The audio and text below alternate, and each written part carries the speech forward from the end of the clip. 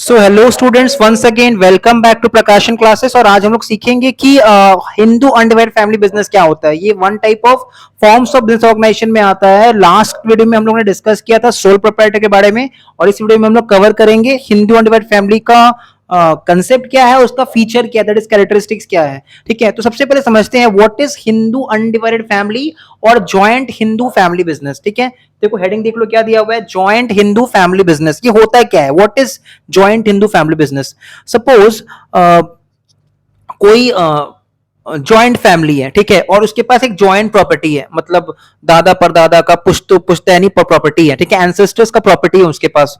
And उस property से कोई रेंटल इनकम आ रहा है। सपोज कोई बिल्डिंग है, उससे कोई रेंटल इनकम आ रहा है, तो वो रेंटल इनकम क्या होता है ना, प्रॉपर्टी क्योंकि जॉइंट है, ठीक है, अनडिवाइडेड प्रॉपर्टी है, एक ऐसा प्रॉपर्टी से इनकम आ रहा है जिसका अभी तक बंटवारा नहीं हुआ है, डिवीजन नहीं हुआ है, तो वो प्रॉपर्टी का इनकम फैमिली में सारे मेंबर्स में बांटा जाता है। ठीक है, वो प्रॉपर्टी का जो इनकम आएगा, बेसिकली वो प्रॉपर्टी का जो भी इनकम होगा, वो प्रॉपर्टी का इनकम को फैमिली मेंबर्स में, जितने भी फैमिली मेंबर्स है, सब में डिस्ट्रीब्यूट किया जाएगा। इसको कहते हैं concept of joint Hindu family और हिंदू अनडिवाइडेड फैमिली बिजनेस। ठीक है, इसमें जो फैमिली का जो सीनियर मोस्ट पर्सन होता है, सीनियर मोस्ट मेल पर्सन होता है, ठीक है, सीनियर मोस्ट मेल पर्सन होता है, उसको हम लोग कहते हैं कर्ता। ठीक है, फैमिली का जो सीनियर मोस्ट मेल पर्सन होता है उसको हम लोग क्या बोलते हैं, कर्ता। और फैमिली के जो अदर फैमिली मेंबर्स हैं उसको हम लोग कहते हैं को-पार्षनर्स। फैमिली का जो सीनियर मोस्ट मेंबर होगा, मेल मेंबर होगा, उसको क्या बोलेंगे, कर्ता।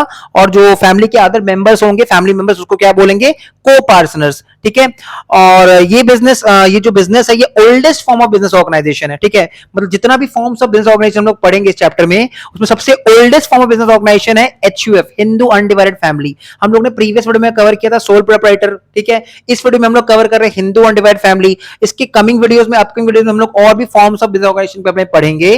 तो उसमें सबसे oldest form of, ancient form of business organization कौन सा है, हिंदू अनडिवाइडेड फैमिली बिजनेस, जिसमें जो फैमिली का एल्डेस्ट मेल पर्सन होता है। एल्डेस्ट मेल पर्सन का मतलब जो बाय एज, मतलब सबसे सीनियर पर्सन होगा, सब जो एल्डेस्ट मेल पर्सन होगा फैमिली में, उसको हम लोग क्या बोलेंगे, कर्ता, who is the head of the family.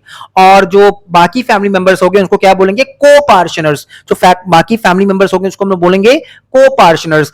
हमेशा कर्ता का जो लाइबिलिटी होगा ना, वो अनलिमिटेड होगा। कर्ता का जो लाइबिलिटी रहेगा वो अनलिमिटेड रहेगा, वेयरएज अदर को-पार्षनर्स का लाइबिलिटी क्या रहेगा, लिमिटेड।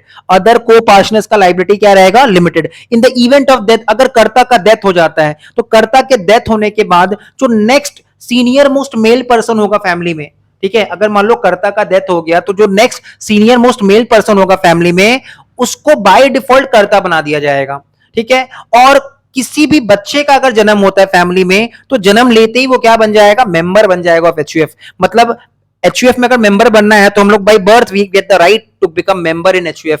ठीक है, मतलब माइनर भी एचयूएफ का मेंबर हो सकता है। ठीक है, एचयूएफ का जो भी प्रॉपर्टी रहेगा वो ज्वाइंट प्रॉपर्टी रहेगा, उसका प्रॉपर्टी से जो भी इनकम आएगा उसको सारे मेंबर्स में बांटा जाता है। कर्ता का लाइबिलिटी क्या होता है, अनलिमिटेड, वेयरएज बाकी जो फैमिली मेंबर्स है उसको हम लोग कहते हैं को-पार्षनर्स। को-पार्षनर्स का लाइबिलिटी लिमिटेड रहता है। कर्ता का लाइबिलिटी अनलिमिटेड रहता है, बट को-पार्षनर्स का लाइबिलिटी लिमिटेड रहता है। तो ये पूरा कंसेप्ट था। आइए इसको हम लोग स्टडी करते हैं, रीड कर लेते हैं कि क्या यहाँ पे सारा सेम बात लिखा हुआ है। लिखा है जॉइंट हिंदू फैमिली बिजनेस। ठीक है, इसको हम लोग क्या कहते हैं, जॉइंट हिंदू फैमिली बिजनेस और हिंदू अनडिवाइडेड फैमिली। ठीक है, HUF, joint Hindu family business बोलो या फिर हिंदू अनडिवाइडेड फैमिली बोलो, that is HUF business, is that form of business organization. ठीक है, is that form of business organization which is owned and managed.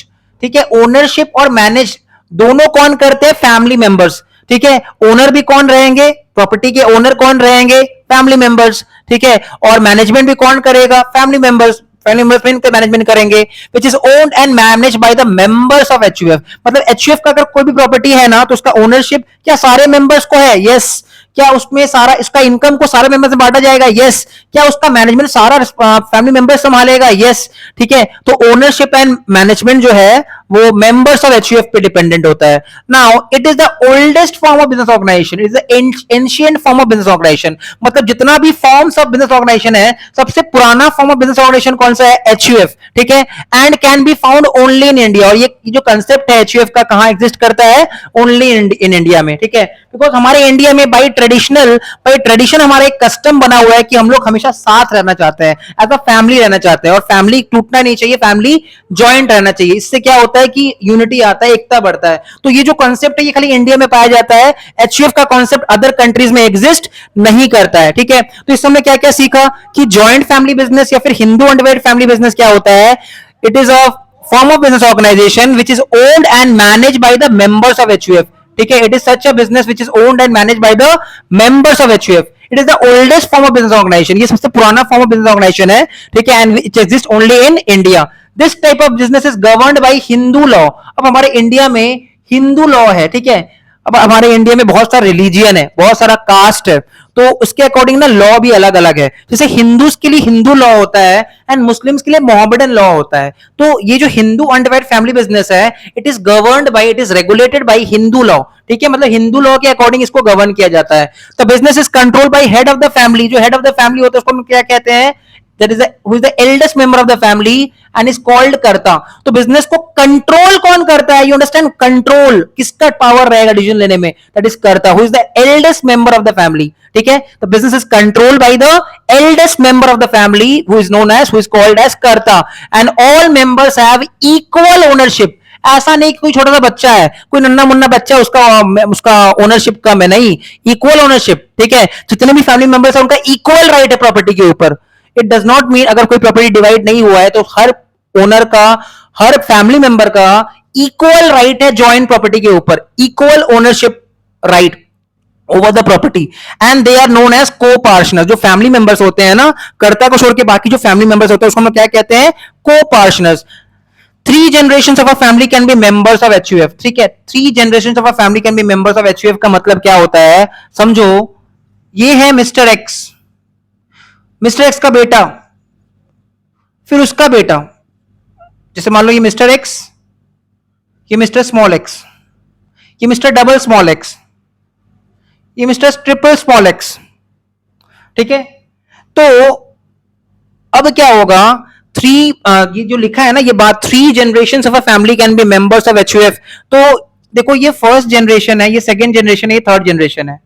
अभी ये फैमिली मेंबर तो है, ये जो एकदम छोटा सा पिचकू सा बच्चा है ये फैमिली मेंबर तो है, बट ये फैमिली मेंबर होने के बाद ये प्रॉपर्टी में हिस्सा नहीं मांग सकता, बिकॉज देखो अभी भी 3 जनरेशन एग्जिस्ट करता है, ठीक है। मान लो ये मिस्टर एक्स है, ये मिस्टर स्मॉल एक्स है, ये मिस्टर एकदम स्मॉल एक्स है, ये तो पिचकू एक्स है। तो जो पिचकू एक्स है, ठीक है, पिचकू एक्स अभी फैमिली मेंबर है, बट वो फैमिली में प्रॉपर्टी में हिस्सा नहीं मांग सकता।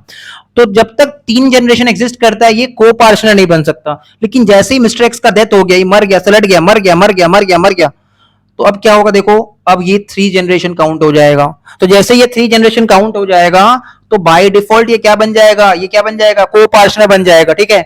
मतलब इसको अब फैमिली का प्रॉपर्टी में राइट मिल सकता है, ठीक है। तो मतलब 3 जनरेशन तक, 3 पुश्त तक हम लोग मेंबर्स होते हैं HUF का, ठीक है। फिर फीचर्स और कैरेक्टरिस्टिक्स में आते हैं। पहला आता है फॉर्मेशन, ठीक है। एटलीस्ट 2 मेंबर्स, अगर हमको HUF बिजनेस फॉर्म करना है तो हमारे पास कम से कम कितना मेंबर्स होना चाहिए, 2 मेंबर तो होना ही चाहिए, नहीं तो फैमिली कैसे कहेंगे, अकेला आदमी फैमिली थोड़ी होता है, ठीक है। Single man is not a family man, ठीक है। तो एटलीस्ट 2 मेंबर्स तो होना ही चाहिए, एंड एक एंसेस्ट्रल प्रॉपर्टी होना चाहिए, मतलब पुश्तैनी प्रॉपर्टी होना चाहिए, ठीक है। तो फॉर्मेशन बहुत आसान है, 2 मेंबर होना चाहिए और एक एंसेस्ट्रल प्रॉपर्टी होना चाहिए, 2 मेंबर चाहिए और एक एंसेस्ट्रल प्रॉपर्टी चाहिए, ठीक है। इस is the basic requirement for formation of joint Hindu family business. तो इसका फॉर्मेशन बहुत आसान है, ठीक है। इसका फीचर क्या है, formation is very easy, very easy. You need to have at least 2 members and an ancestral property. This is the basic requirement for formation of Hindu undivided family business. Okay, now coming to the liability का अगर बात करें ना, याद रखना कर्ता का liability unlimited होता है, ठीक है। जो कर्ता होता है who is the senior most eldest member, ठीक है, senior most by age eldest member, ठीक है, and that to male person। वो जो करता है ना वो फीमेल नहीं हो सकता, that to male person। हमारा जो समाज है, जो सोसाइटी, वो कहीं ना कहीं मेल को ज्यादा ही मतलब राइट दे रखा है, तो इसलिए लॉ भी, हिंदू लॉ भी ऐसे ही बनाया गया है, ठीक है। तो सीनियर मोस्ट जो मेल पर्सन होगा घर पे बाय डिफॉल्ट बाय एज, वो क्या माना जाएगा, कर्ता, एंड बाकी के जो फैमिली मेंबर्स है वो लोग क्या माने जाएंगे, को पार्टनर्स माने जाएंगे, ठीक है। तो लिखा है the liability of the karta is unlimited, karta का लाइबिलिटी अनलिमिटेड होता है, but the liability of other family members is limited to the extent of their share. जिसका जितना हिस्सा है उसका उतना लाइबिलिटी लिमिटेड रहता है, ठीक है। अभी भी बताए थे ओनरशिप इक्वल है, देखो ओनरशिप अलग होता है, लाइबिलिटी अलग होता है, ठीक है। प्रॉपर्टी में ओनरशिप वाला जो राइट है ना वो सबका बराबर का है, बट जहां लाइबिलिटी बियर करने का बात आएगा, कर्ता का लाइबिलिटी अनलिमिटेड है, बट फैमिली मेंबर्स अदर को पार्टनर्स का लाइबिलिटी लिमिटेड है। फिर लिखा है कंट्रोल, कौन कंट्रोल करेगा भाई, जो फैमिली का जो एल्डेस्ट मेंबर होगा ना कर्ता, उसी का बात चलेगा, जो वो बोलेगा वही होगा, ठीक है, वही कंट्रोल करेगा पूरा बिजनेस को, ठीक है, उसी का डिसीजन माना जाएगा। तो कर्ता कंट्रोल करता है, जो एचयूएफ बिजनेस को कौन कंट्रोल करता है, कर्ता। The business is controlled by the eldest member that is कर्ता ऑफ द फैमिली, ठीक है, हु इज नोन एज कर्ता। नाउ कंटिन्यूटी, जैसे ही कर्ता का डेथ हो जाएगा ना, जो नेक्स्ट एल्डेस्ट मेंबर होगा male person, mind it, okay, eldest member में मेल पर्सन चाहिए, वो बाय डिफॉल्ट क्या बन जाएगा, कर्ता, ठीक है।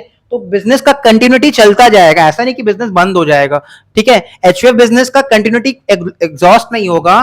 हो सकता है कि कर्ता का डेथ हो जाए, ठीक है, बहुत एज हो गया था, तो जो नेक्स्ट फैमिली में जो नेक्स्ट एल्डेस्ट मेंबर होगा, ठीक है, and he should be a male person, ठीक है, तो वो बाय डिफॉल्ट कर्ता बन जाएगा। After the death of karta, the next eldest member takes his position and this business continues. Last point, minor member, जैसे ही कोई बच्चे का जन्म होता है, वो हो सकता है क्वैं क्वैं कर रहा है हॉस्पिटल में, ठीक है, बाय डिफॉल्ट वो मेंबर बन चुका है, ठीक है, फैमिली मेंबर बन चुका है और एचयूएफ का भी मेंबर बन चुका है। तो एचयूएफ में मेंबरशिप कैसे आता है, बाय बर्थ, जैसे किसी का जन्म होता है फैमिली में, उसको मेंबरशिप बाय डिफॉल्ट मिल जाता है, ठीक है। ऐसा नहीं कि माइनर, तो इसका मतलब माइनर भी मेंबर बन सकता है। माइनर मतलब जिसने अभी तक अपना मेजॉरिटी एज अटेन नहीं किया है, one who has yet not become major is termed as minor. Minor मतलब जिसका एज 18 साल से कम है, नाबालिग है जो, मतलब जिसका अभी जस्ट अभी जन्म हुआ है, जस्ट अभी 2 दिन हुआ है, बच्चे का जन्म हुआ है, क्या वो एचयूएफ का मेंबर है? यस, डेफिनेटली वो एचयूएफ का मेंबर है, ठीक है, डेफिनेटली वो एचयूएफ का मेंबर है। तो लिखा हुआ है under joint Hindu family business an individual becomes member by taking birth, ठीक है, in the family, hence a minor can also be a member of HUF business. तो this was about concept of HUF and features of HUF. इसका merits और demerits को हम लोग next video में cover करेंगे। मिलते हैं नेक्स्ट वीडियो में।